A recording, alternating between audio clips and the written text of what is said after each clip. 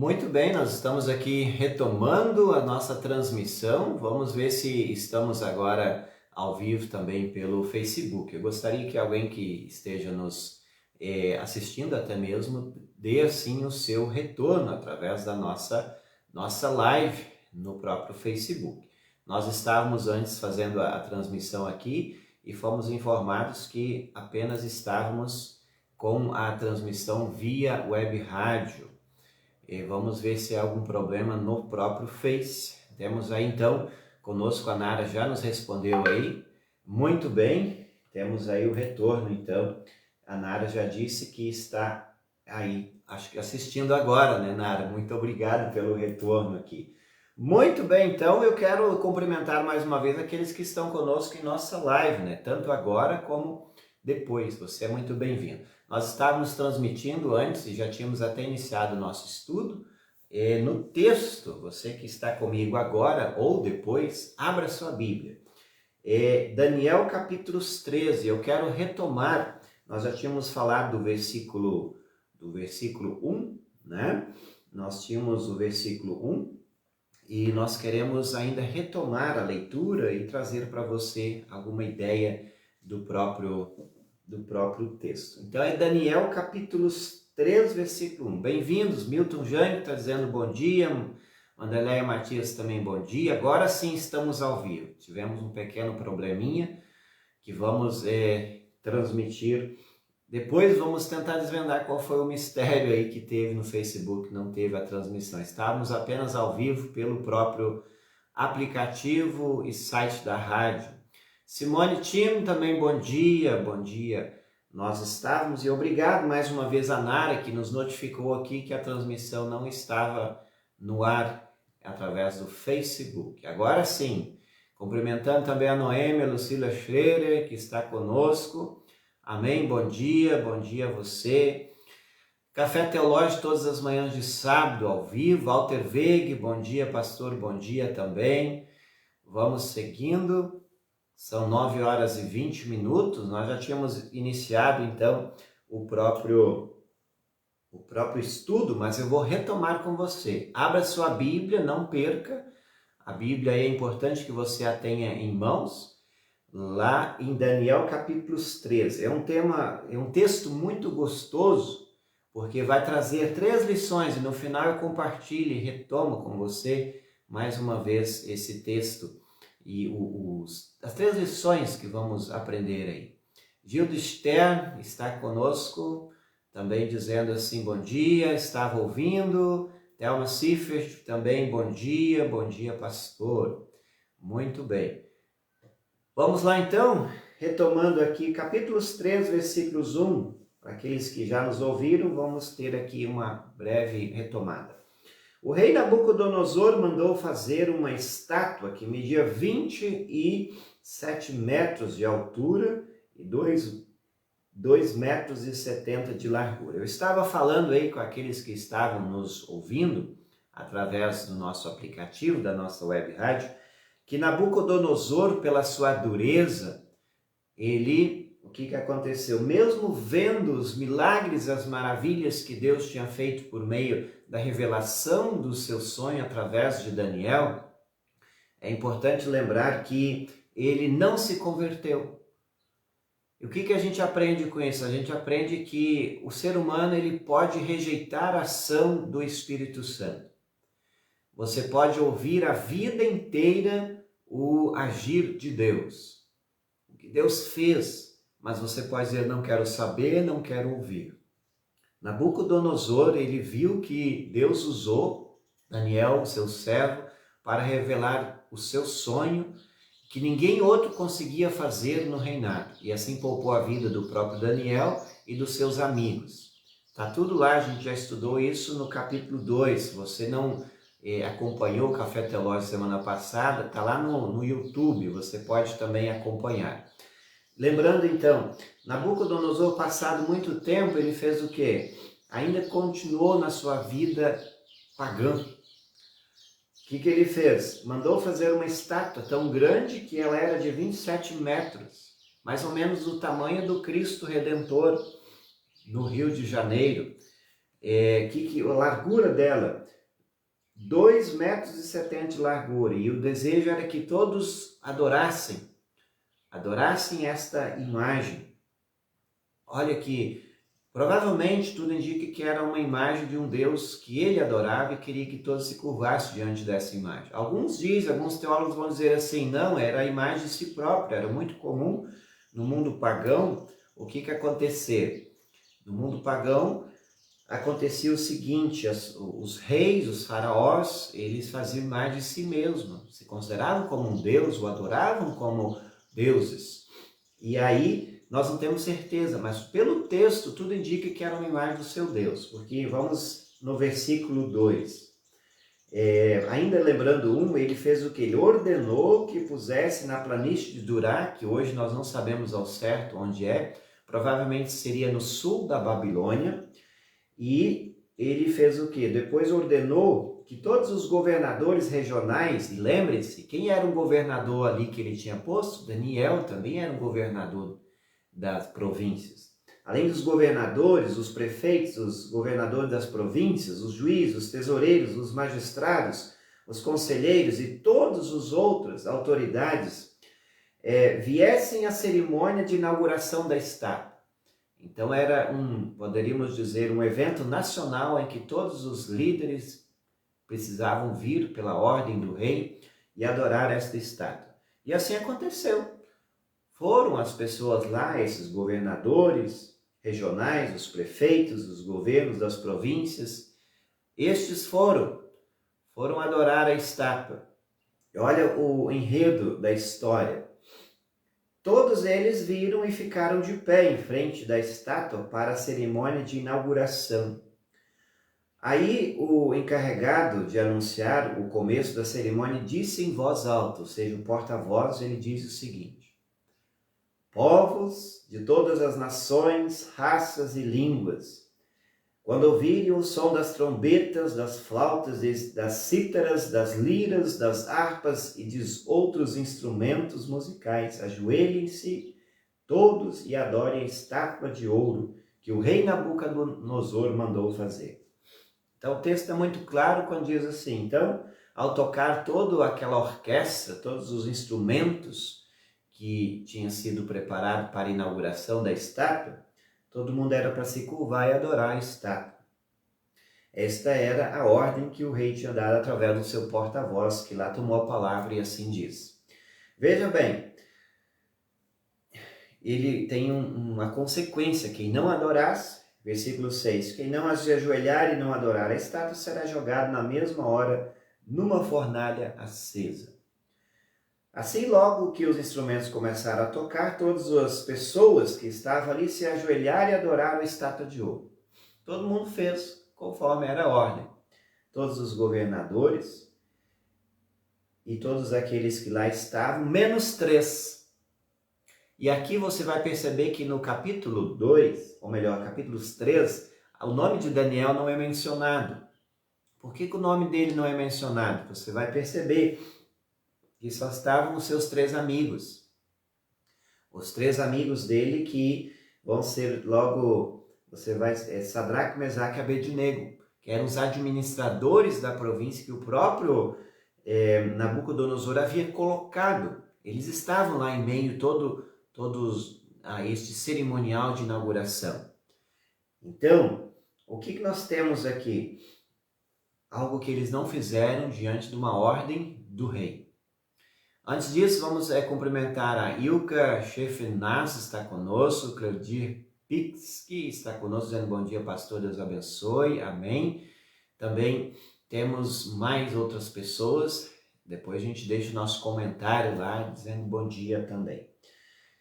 Temos então o seguinte, no versículo 8. O versículo 8 diz assim, foi nessa hora que alguns astrólogos aproveitaram a ocasião para acusar os judeus. Quem eram os judeus? Os 3 que antes mencionei. Eles disseram ao rei Nabucodonosor uma acusação, que o rei viva para sempre. Esta era uma saudação muito comum se fazer diante de uma autoridade. O Senhor deu a seguinte ordem, eles lembram a ordem: quando ouvirem o som de instrumentos musicais, todos se ajoelharão e adorarão a estátua de ouro. Quem desobedecer a essa ordem será jogado numa fornalha acesa. Ora, o Senhor pôs como administradores da província da Babilônia alguns judeus. Esses judeus, os três, Sadraque, Mesaque e Abednego, não respeitam o Senhor, não prestam culto ao Deus do Senhor, nem adoram a estátua de ouro que o Senhor mandou fazer. Então temos uma acusação de que três não se curvaram diante da estátua. Se não se curvaram, deveria se cumprir então com a ordem do imperador, ou seja, jogá-los na fornalha acesa, a punição para aqueles que não adorassem. Lembrando, este era um país totalmente autoritário, poderíamos dizer, uma monarquia em que não havia democracia. O rei dava ordem, todos precisavam obedecer. Se não houvesse obediência, haveria punição. E aqui a punição era ser morto na fornalha acesa. Essa era a pena de morte para aqueles que desobedecessem a sua ordem. E aí nós temos o seguinte lá no versículo 3. Ao ouvir isso, Nabucodonosor, ele ficou furioso e mandou chamar Sadraque, Mesaque e Abednego. Deu a oportunidade deles se retratarem. Poderíamos dizer uma autodefesa. De uma forma, ele foi até muito sábio ao não somente ouvir a acusação dos astrólogos que chegou até ele, mas também de ouvir o outro lado, de ouvir os três que não se curvaram diante da estátua. Chamou os três, eles foram levados para o lugar onde o rei estava e ele lhes disse: "Não é verdade que vocês não prestam culto ao meu Deus, nem adoram a estátua de ouro que eu mandei fazer?" A pergunta. Pois bem, será que agora vocês estão dispostos a ajoelhar e adorar a estátua? Segunda chance que eles tiveram, ou seja, o rei chama os três, pergunta mesmo e dá a eles uma segunda chance. Ou seja, se curvem agora, se não quiser na primeira vez, tem a oportunidade de se curvar e adorar agora.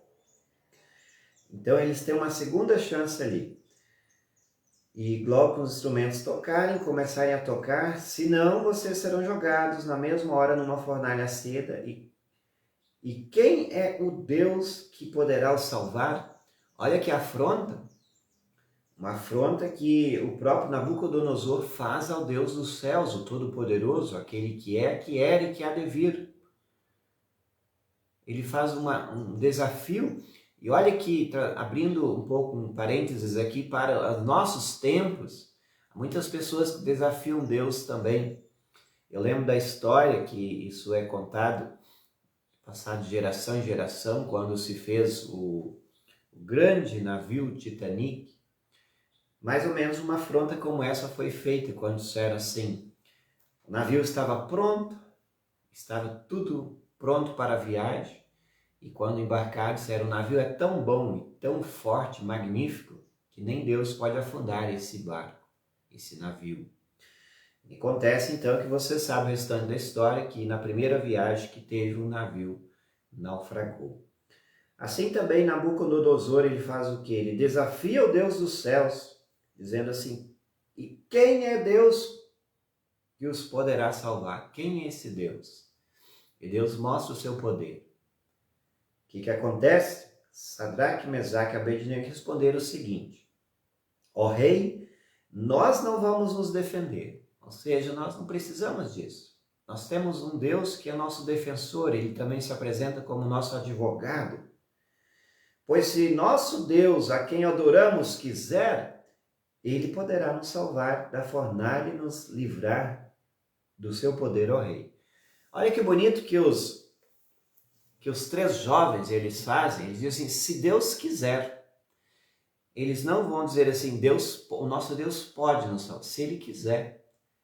Olha a humildade desses servos de Deus que se colocam como aqueles que estão nas mãos de Deus, que podem fazer o quê? Deus pode salvar? Claro que pode, mas se ele quiser. Nem sempre Deus quer fazer aquilo que gostaríamos. Muitas vezes a gente pede uma coisa, você ora rotineiramente, só que acontece o seguinte, muitas vezes Deus diz não.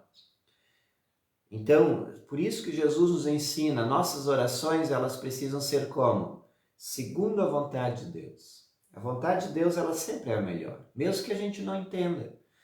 Os 3 jovens, se ele quiser, ele pode nos salvar da fornalha e nos livrar do seu poder, ó Rei. E mesmo que o nosso Deus não nos salve, ou seja, eles estão dispostos a morrer por saber quem é o Deus a quem eles criam. Se o Senhor não nos salva, o Senhor pode ficar sabendo de que não prestaremos culto ao seu Deus, nem adoraremos a estátua de ouro que o Senhor mandou fazer. Você sabe que aqui se cumpre aquilo também que os apóstolos fizeram logo quando começou a perseguição da igreja primitiva, lá em Atos dos Apóstolos. Eles foram chamados para se retratar e renunciar tudo aquilo que tinham dito, escrito e ensinado. Senão eles iam ser presos ou até mesmo mortos. Esse é um veredito, está lá em Atos. E aí eles dizem assim também, juntamente com o que esses 3 jovens aqui em Daniel nos dizem. Mais importa obedecer a Deus do que aos homens. Os jovens aqui dizem assim, o Senhor pode ficar sabendo de que nós não prestaremos culto ao seu Deus. Você teria coragem de fazer isso, querido ouvinte, querido internauta que aqui está? A sua vida correndo perigo, sendo ameaçada? Então, você teria coragem? Porque muitas vezes a gente pensa assim, olha, não teria nada de mal, eu estou com meu coração com Deus, mas eu apenas me curvar, vou fingir que adorei a estátua. Muitos talvez pensariam assim.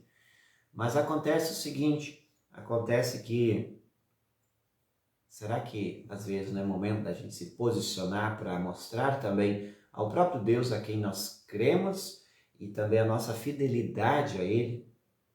Mostrar também às pessoas que estão vendo, aqui a gente sabe que tinham várias pessoas que iriam ver e isso serviria de testemunho para as demais pessoas, o que Deus pode fazer e fez através desses jovens que ficaram fiéis, mesmo sendo jogados na fornalha ardente. Vamos seguindo. Ainda cumprimento a Marlene Stern, está conosco dando bom dia. Wanda e o Martim, bom dia. Daiane Matos também, bom dia. Vão compartilhando aí, isso é muito importante que você assim o faça, compartilhando a palavra de Deus. Estamos no Café Teológico, hoje teve um pequeno atraso a nossa live devido a problemas técnicos aqui, que ainda está para desvendar o que vai ser, mas vamos seguindo, estamos em Daniel capítulo 3. Abra sua Bíblia se ainda não a tem aberta. Muito bem, vamos lá então, versículo 19. Ao ouvir isso, Nabucodonosor, o que ele ouviu? Que os jovens tinham dito que nós não vamos reverenciar o Deus que você mandou. Nabucodonosor ficou tão furioso com os jovens, com os 3 jovens, e ele ficou vermelho de raiva. Mandou que esquentasse a fornalha 7 vezes mais do que o costume. Ou seja, a punição vai ser maior, é isso que ele quis dizer. Ou seja, taca-lhe fogo, bota fogo na fornalha. E ela esquentou a tal ponto que aconteceu o seguinte. Depois mandou que os seus soldados mais fortes amarrasse Sadraque, Mesaque e Abednego e o jogasse na fornalha, cumprindo com o seu decreto. Os 3 jovens, completamente vestidos com os seus mantos, capas, chapéus e todas as outras roupas, foram amarrados e jogados na fornalha, ou seja, com roupa e tudo foram largados lá dentro. A ordem do rei tinha sido cumprida e a fornalha estava mais quente do que nunca. Ou seja, nunca tinham esquentado aquela fornalha tanto como aquele momento da execução, a morte desses 3. E a história é muito bonita quando ela segue dizendo assim, de repente, aí amarrados, Sadraque, Mesaque e Abednego caíram na fornalha. De repente, acontece então que O versículo 22, a ordem que o rei tinha sido cumprida e a fornalha estava mais quente do que nunca. E por isso, as labaredas, olha que coisa, as labaredas mataram os soldados que jogaram os 3 jovens lá dentro. Era tão quente, só de se chegar perto já morria. Veja que coisa, né? Os 3 que aqui são mencionados, eles morreram, os soldados, não é 3 não, soldados que se seguraram e jogaram eles lá, eles morreram. Amarrados, eles caíram dentro da fornalha e de repente Nabucodonosor olhou para dentro da fornalha, se levantou e perguntou, muito espantado, aos seus conselheiros, não foram 3 os homens que amarramos e jogamos na fornalha? Essa é a pergunta, não eram 3? Sim, senhor, responderam eles. Como é então que estou vendo 4 homens andando soltos na fornalha? Olha só, eram 3, mas agora tinha 4 dentro. E aí está o grande ensinamento, talvez o segundo deles. Perguntou o rei, eles estão passeando lá dentro sem sofrerem nada e o 4º homem parece um anjo. Quando a gente volta ao texto original, o hebraico, que foi escrito, né, o texto de Daniel, nós temos lá uma palavra que diz assim, dentro da fornalha aparece aqueles, poderíamos traduzir assim, parece que tem um 4º personagem que é parecido com o filho dos deuses. E aqui nós temos na tradução NTLH, do qual eu estou usando, fala o seguinte, parecido com um anjo. Em algumas traduções, a Bíblia traz esse anjo em maiúsculo. Por que esse anjo está em maiúsculo? Porque lá está Jesus. Olha que coisa maravilhosa. Jesus foi com os 3 na fornalha ardente. Qual que é a grande lição que nós aprendemos com isso? Que Jesus vai conosco aonde nós estivermos. Ele prometeu assim. Então, aquele que era e que há de vir está conosco sempre. Jesus diz, eis que estou convosco todos os tempos, até a consumação dos séculos. Ah, mas no Antigo Testamento Jesus não tinha aparecido. Não, ele aparece aqui. Jesus sempre existiu. No entanto, em um determinado tempo na história, ele faz o quê? Ele nasce, ele se encarna na pessoa do Filho de Maria, Jesus Cristo. Mas aqui ele aparece como o anjo do Senhor, aquele que é igual a Deus. O anjo do Senhor, o próprio Jesus, foi lá com Sadraque, Mesaque e Abednego para os proteger. Veja a maravilha de ter um Deus que pode fazer coisas que nós até mesmo ficamos abismados. Esse é um Deus que tem poder e pode fazer milagre quando nós depositamos nossa confiança e dependência nele. Quem está conosco também, Lili Schiller, bom dia a você também. Temos o seguinte, o versículo 26 diz assim, aí o rei chegou perto da porta da fornalha e gritou, Sadraque, Mesaque e Abednego, servos do Deus Altíssimo, saiam daí e venham cá. Os 3 saíram da fornalha e todas as autoridades que estavam ali chegaram perto deles e viram que o fogo não havia feito nenhum mal a eles. As labaredas não tinham chamuscado nem um cabelo da sua cabeça. As suas roupas não estavam queimadas e eles não estavam com o cheiro de fumaça. Olha que coisa interessante, nem a fumaça tocou neles. Nem o odor da fumaça ficou grudado na roupa deles. Esse é um Deus que faz coisas que você às vezes nem imagina. Esse é o Deus que pode fazer. Esse é o Deus a qual nós cremos. O rei gritou que o Deus de Sadraque, Mesaque e Abednego seja louvado. Ele enviou o seu anjo, e aqui está, a NTLH aqui ele coloca anjo em maiúsculo, dizendo, em uma referência a Jesus Cristo, e salvou os seus servos que confiam nele. Eles não cumpriram a minha ordem, pelo contrário, escolheram morrer em vez de se ajoelhar e adorar um Deus que não era o deles. Por isso, ordeno que qualquer pessoa, seja qual for a sua raça, nação ou língua, que insultar o nome do Deus de Sadraque, Mesaque e Abednego, seja cortado em pedaços e que a sua casa seja completamente arrasada. Pois não há outro Deus que possa salvar como este. Você talvez diria uma afirmação de fé que Nabucodonosor teve? Eu diria talvez não, talvez é uma afirmação apenas de admiração. Porque logo em seguida, você vai perceber isso, a gente vai seguir estudando em outros momentos, quando Nabucodonosor faz o seguinte, ele volta à sua idolatria, volta ao seu paganismo e faz coisas que Deus, eu não vou antecipar aqui, mas já digo um pouco, vai vir coisas aí que Deus faz com Nabucodonosor. O que nós temos? Parece que Nabucodonosor adorou a Deus, mas de certa forma ele ainda continuou com a sua dureza em seu coração. Por mais que ele ficou admirado com o Deus de Sadraque, Mesaque e Abednego, esse Deus que se revela como Todo-Poderoso. Então nós temos o seguinte, o final ele vai dizer assim, pois não há outro Deus que possa salvar como ele. Esse é o Deus que se revela na Escritura, que é Pai, Filho e Espírito Santo.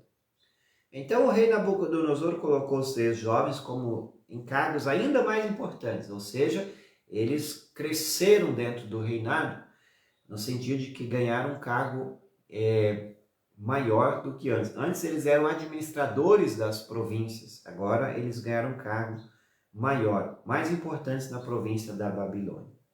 Este é o capítulo 3. E o que a gente aprende com isso? Você percebeu que é uma história muito bonita, uma história de fé, de coragem, também de perseguição e de vitória. Olha só que coisa, temos aí alguns ensinamentos que a gente precisa aprender e se você já com certeza, se você já conhece a história, já leu ou até mesmo ouviu lá na escola bíblica, você que a frequentou quando criança, essa história é contada muito para as crianças na escolinha.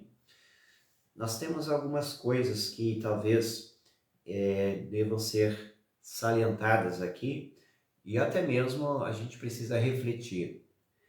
Como é que está a sua fé? Qual é a sua fé? Por que eu pergunto isso? Será que o cristão hoje em dia ele estaria disposto a dizer assim, não, esse Deus eu não vou adorar? Quando muito se ouve que a Deus é um só, no mundo pluralista como vivemos, no mundo onde tem tantos deuses criados por mãos humanas, que não é o Deus verdadeiro, será que o ser humano, o cristão especialmente, ele está disposto a dizer assim, não, esse não é o meu Deus? E mesmo que a minha vida esteja correndo perigo, eu não irei adorar ou curvar diante desses deuses que os seres humanos criaram. Eu não quero aqui mencionar, mas existem muitos deuses que os humanos criam, fazem, e muitas vezes as pessoas se curvam simplesmente por milagres que alguns seres humanos ou esses deuses fazem, que parecem ser grandes coisas. Mas lembrem-se, esses deuses criados por mãos humanas são deuses falsos. É paganismo. É o que? Idolatria quanto o primeiro mandamento. Será que o cristão hoje em dia ele está a fim de dizer, olha, mesmo que minha vida esteja correndo perigo, eu não irei adorar os deuses criados por mãos humanas? Que pode ser o quê? Pode ser uma imagem, pode ser uma estátua, pode ser um ser humano. Então cuidado você que muitas vezes se deixa levar pelas ondas da espiritualidade que hoje nós vemos aí, que muitas das vezes são deuses falsos. Sadraque, Mesaque e Abednego, eles dão a grande lição de fé, de reverência a um Deus que é o Todo-Poderoso, a um Deus que vai conosco em nossas situações mais difíceis. O que a gente ainda mais aprende aqui? Esse Deus que se manifesta e se manifestou no decorrer da história, sendo o Pai, o Criador, o Filho, o Redentor e o Espírito Santo, o Santificador, esse Deus, ele é um Deus que muitas pessoas Em primeiro lugar, não querem entender, não querem crer, mas esse Deus, e especificando mais a pessoa de Jesus, esse Deus é um Deus que ele sempre esteve e está conosco, especialmente nos momentos de aflições. Então, cuidado também, eu preciso dizer isso a você, quando se faz um Deus ou se tem Jesus como um amuleto. Há muitas pessoas que adoram e creem em Jesus da seguinte forma: um Deus amuleto. Eu encontro muitas pessoas nas andanças que a gente faz que dizem assim: olha, Deus não deixará que isso aconteça. Eu creio em Deus e Ele não vai deixar. E aí a fé passou a ser o quê? A fé virou pensamento positivo. É uma positividade que não é fé. O que é fé? Está aqui no texto, Sadraque, Mesaque e Abednego, ele diz assim: pois se o nosso Deus a quem adoramos quiser, ele vai fazer. Mas se ele não quiser, não importa, nós estamos nas mãos de Deus. Dependência. Se é uma palavra talvez que traduz bem o que é fé, fé é dependência. É se colocar nas mãos de Deus e saber que o que Ele faz sempre é o melhor. O que Ele quiser. A vontade dele é a melhor, a nossa não. Às vezes a gente quer coisas e nós não entendemos e às vezes até se revoltamos, se frustramos quando não recebemos. Então, se Ele quiser, Ele pode? Claro que pode. Deus pode fazer todas as coisas, como fez aqui nesse texto. Só que eu vejo que a manifestação da fé desses jovens foi de tal forma que ela se tornou um testemunho, um reflexo de que, para nós hoje que lemos o texto, talvez poucos ainda nós encontramos de pessoas que dizem isso. Se Ele quiser, Ele pode fazer. Então, de uma forma bem conclusiva e resumida, fé é dependência. Fé não é autodeterminismo, não é mandar em Deus, muito menos fazer de Deus um amuleto, que eu recorro a Ele só quando eu estou em momentos de aflições e peço a Ele. Fé é você dizer assim: Deus, eu sou teu, cuida de mim e faça tudo conforme a tua vontade. Mesmo que eu não entenda, aquilo que você der e fizer, eu vou aceitar como a tua vontade. E às vezes a gente não quer aceitar, mas a gente precisa pedir: Senhor, ensina-me a aceitar que a tua vontade é a melhor para mim. Quando você orar e não receber aquilo que você gostaria tanto, pense assim. Pense da seguinte forma: aquilo que você não recebeu é o cuidado de Deus. Deus conhece tudo, Ele sabe que às vezes não dando a nós é a melhor forma de nós, primeiro, sermos salvos e também sermos preservados em vida com fé. Veja sempre isso. Outra coisa, então, que a gente precisa novamente ressaltar aqui, aquilo que eu acho muito bonito: Jesus, ele sempre esteve na história do seu povo. Ele é o Deus conosco. Onde foi Jesus? Na fornalha, com os 3 jovens. Lá estava Jesus. Lá estava Ele. De uma forma que você talvez nunca esperava. Mas Ele aparece como o anjo do Senhor. Apocalipse diz até esse arcanjo, lá em Apocalipse é chamado Arcanjo Miguel. Só tem um arcanjo. O nome dele é Miguel, que lutou contra o diabo e Satanás. Esse anjo do Senhor é o próprio Deus encarnado, que no Antigo Testamento tem esse nome, mas ele não deixa de ser Deus. Assim como o Pai é Deus, Jesus diz: eu e o Pai somos um. Esse Deus se coloca ao nosso lado sempre. Mesmo que você não entenda, não veja, Ele está aqui. Ele está quando a igreja se reúne em culto, quando a igreja está passando por tribulações, quando a igreja está passando por enfermidades, no leito de morte. Jesus está conosco quando a igreja é perseguida. Isso é muito importante lembrar. Outra coisa que ainda ressalta aqui, lá no versículo 29, diz assim: pois não há outro Deus que possa salvar como este. Uma afirmação que Nabucodonosor fez, que é uma grande verdade. Nenhum Deus pode salvar como nosso Deus. Sinônimo do nome de Deus Ele é Salvador. Ele é aquele que salva. Então, queridos que aqui nos ouvem e assistem, nós temos um Deus que foi capaz de ir aonde nós não conseguimos, de morrer por nós na cruz. Ele é o Salvador. Não tem outro caminho, não tem outro meio de salvação. Esse é o Deus que cremos, que se manifesta na Bíblia e a quem e por quem queremos continuar. Então guarde isso sempre muito no seu coração. Esse Deus que é presente, é conosco em todas as circunstâncias. Mesmo que você venha a ser perseguido, ou seja, baixado um decreto, ou um exemplo, se o nosso país um dia deixe de ser um país democrático, enfim, não se esqueça dessa história.